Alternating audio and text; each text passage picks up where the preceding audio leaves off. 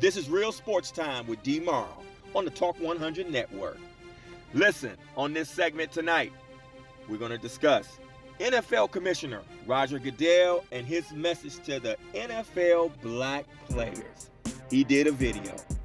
Lauren Ingram and her comments behind LeBron James' criticism of the hypocrisy. And Ken Gills, CEO of CPI Security in Charlotte, North Carolina, really stepped into it. And we're going to even discuss the GOAT, Michael Jordan, his commitment to donate money to organizations in the fight of racial inequality. Stay tuned. Okay, family, let's jump right into this thing, okay? So Roger Goodell, he actually releases a video Friday, this past Friday to be exact, in response to the NFL players who also made a video last week highlighting their stance on the protest and the NFL being a part of the solution. And they was demanding that the NFL actually pay attention now to the cause of black people in this country and the racial inequality, police brutality, and all of those things. And they mentioned how, what if they were George Floyd? What if they were Breonna Taylor or Tamir Rice or Ahmaud Arbery? All of these things. And I think it was a dynamite commercial. Man, that was awesome. And so Commissioner Roger Goodell, he jumped in and he actually did respond. Let's watch the video.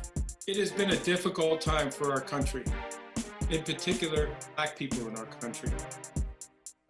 First, my condolences to families of George Floyd, Breonna Taylor, Ahmaud Arbery, and all the families who have endured police brutality.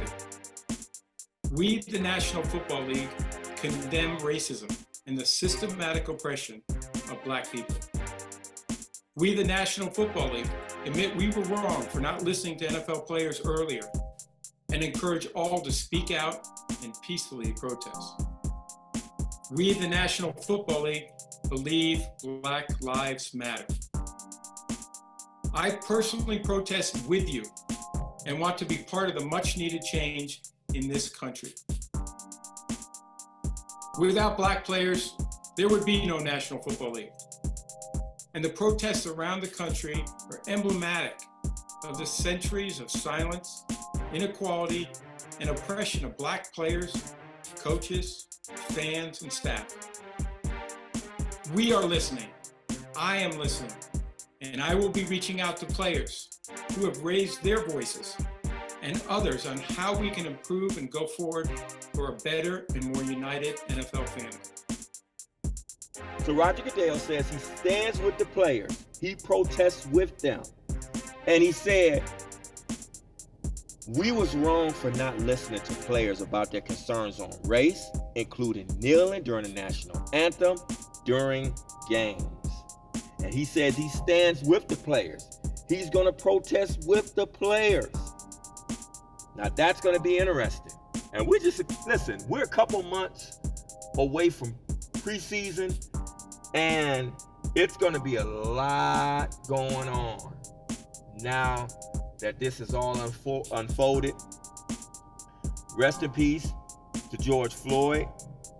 His funeral was today in Houston. And this really has sparked a lot of things that is going on right now, pretty much all over the world. And so you have everyone responding, from basketball players, athletes, there's actors and actresses. Everybody's definitely on board with making a change and changing the climate that is happening as it relates to police brutality. Now, make no mistake. Make no mistake. When this season starts, it's gonna be kneeling all over again. And Roger Goodell, we're gonna see if you get down on the knee too. But you know what we really want to see?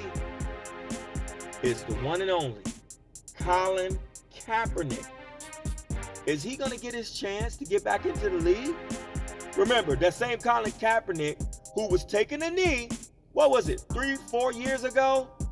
Peaceful protest, by the way. Taking a knee on the sideline, yes, during the national anthem, to bring attention and awareness to, again, police brutality, racial inequality in this country, because it's gotten out of control. It's always been here through the years. But he wanted to bring awareness to it in a peaceful way. Well, what happened? He gets blackballed, hasn't been back in the league since. I think we're on the 4th year. But here we are, full circle. It's somebody else's knee that was on the neck of George Floyd. Same knee Colin Kaepernick was kneeling with against this same issue regarding police brutality. But I got a question. I got a question for everybody. Where's Jay-Z? Anybody seen him? Can't find him. Can't find him right now. Really? This the same Jay-Z who partnered up with the NFL to help them with their entertainment portion for the Super Bowl. But also, it was to be a segue, be a bridge for helping with these issues in the communities, underprivileged communities. And he was supposed to be a bridge. And you know what's so funny is we had a lot of journalists, a lot of people on TV, Stephen A. Smith, you one of them. Just give him a chance. Give Jay-Z a chance. He haven't even been in there yet. We don't know what he gonna do. And then they did that old bogus tryout that they did for Colin Kaepernick, blamed it on him because they tried to do some slick contractual things they wanted him to sign that he didn't want to agree with. So he took his tryout to his own location. Remember that? And then, Stephen A., you actually said he blew it then too. He doesn't want to get back in the NFL. He just wants to be a martyr. It's funny how we're full circle now. And here we go.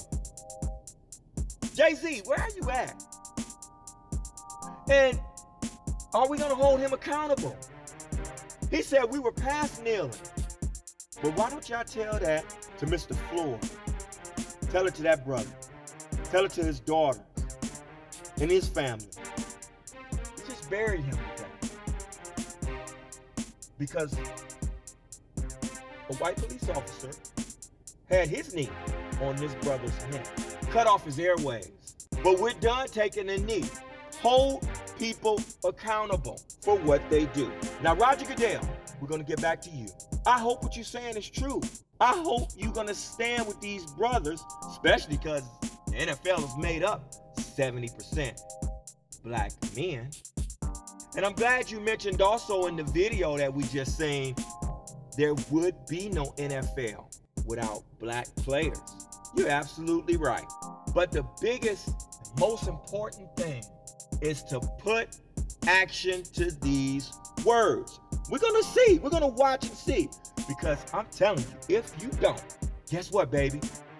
You're not going to have to worry about the 20%, which, by the way, we found out about that email, too. We found out about how some of the owners, the reason they blackballed Colin Kaepernick is because they were scared about 20% of their fan base being lost. Well, now you're really in a pickle. Because behind George Floyd's death and behind this kneeling and all of these things coming full circle, you're going to lose 50% of your fan base. So the 32 owners and you, Roger Goodell, you got a few things to think about over this next 2 months. Let that brother have his job back. I'm talking about Colin Kaepernick. And then going forward beyond that, be aware of how you move and everything else. And you took a step back, by the way, because we're on 3 fingers now with minority coaches and general managers in the NFL, and still no black ownership. We still got some things to fix. Well, you guys got some things to fix. The National Football League. But so far, we appreciate, we can't read hearts. We can't do that. So, Roger Goodell, we appreciate what you said in that video, okay? But now we're going to see what kind of actions come behind that. Stay tuned. You're listening to Real Sports Time. I told you, baby, we break it down. We don't worry about feelings. We worry about getting to the truth and speaking that to power. Listening to Real Sports Time with D-MARL, Talk 100 Network. Stay in. Stay locked in. Stay locked in. It's Real Talk Real Perspective on Real Sports Time with D-MARL every Monday and Thursday on Talk 100 Network.